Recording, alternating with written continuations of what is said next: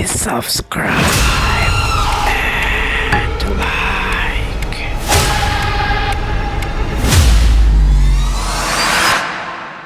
The Last Flame of Manikarnika, a horror story. They say on the ghats of Varanasi the dead never really leave. When the last flame of the funeral pyre flickers into the night, something else begins to breathe. It was the beginning of winter when Arav came to Banaras with his camera chasing stories for his travel blog, stories about faith, about death, about the eternal Ganga.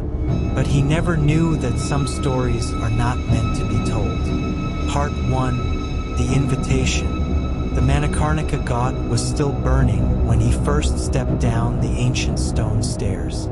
The smell of sandalwood mixed with smoke, and the air shimmered with heat and sorrow. Bodies wrapped in white cloth waited for their turn beside piles of wood. Priests murmured mantras that echoed like whispers of the dead. Arav lifted his camera. Click. Another. The fire roared louder as if protesting his intrusion. An old man, his face lined like cracked earth, appeared beside him. His eyes were milky white yet sharp. "You should not take pictures after sundown," the man said. "Why not?" Arav asked, forcing a smile. "Because after the last pyre dies, the ghat belongs to those who never left." The old man smiled a slow, broken smile and vanished into the smoke. Arav thought it was just superstition, but when he looked at the photo he had just taken, his heart stopped. Behind the fire stood a shadow, a tall figure with no face. Part 2. The Last Pyre. That night Arav returned to his cheap lodge by the river.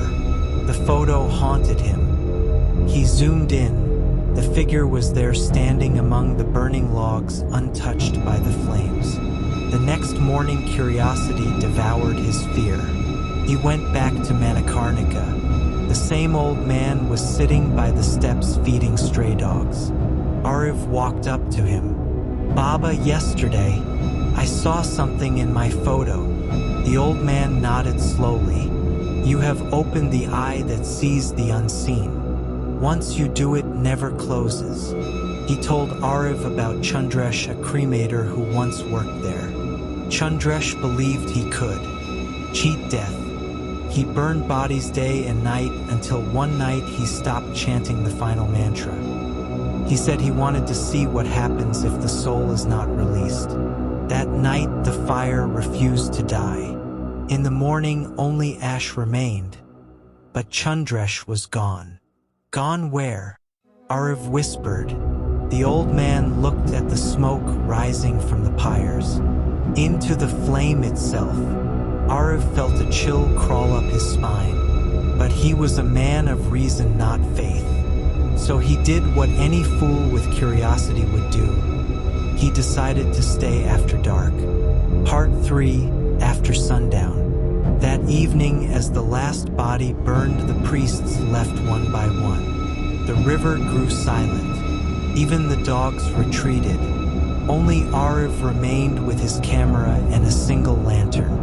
The final flame wavered in the wind, casting long, trembling shadows. Arav pressed record. Then he heard it, a whisper from the ashes. "Why do you watch, when you too shall burn?" He froze. The air smelled of iron. He turned his camera towards the sound. The smoke seemed to move against the wind. And then he saw him. A man-shaped figure wrapped in half-burnt cloth skin, like coal eyes glowing faint orange like embers. "Who are you?" Arav's voice shook. The figure smiled, teeth blackened, voice like cracking wood. "Did you not want to see what happens when the soul is not freed?" Arav stumbled back. His camera flickered. Static. He tried to run, but the stone steps seemed endless, repeating, circling, as if the god had no exit. The spirit stepped closer, each footfall leaving behind a burning mark on the stone. "The flame remembers every name," it said. "Now it will remember yours." The world blurred.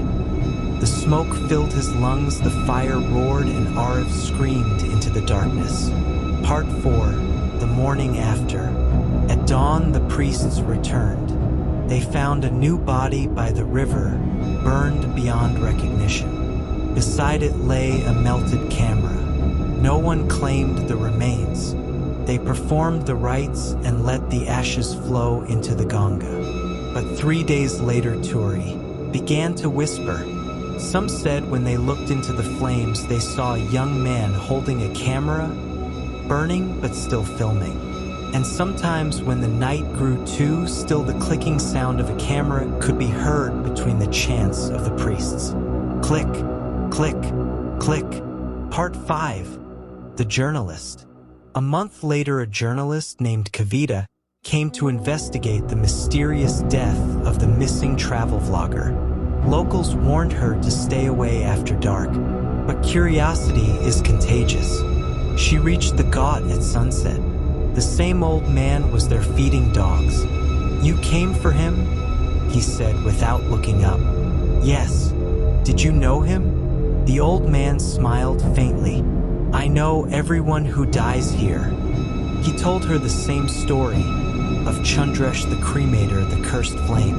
Kavita recorded his words, but something in his tone felt wrong, too rehearsed, too calm. When she looked away for a moment and turned back, he was gone.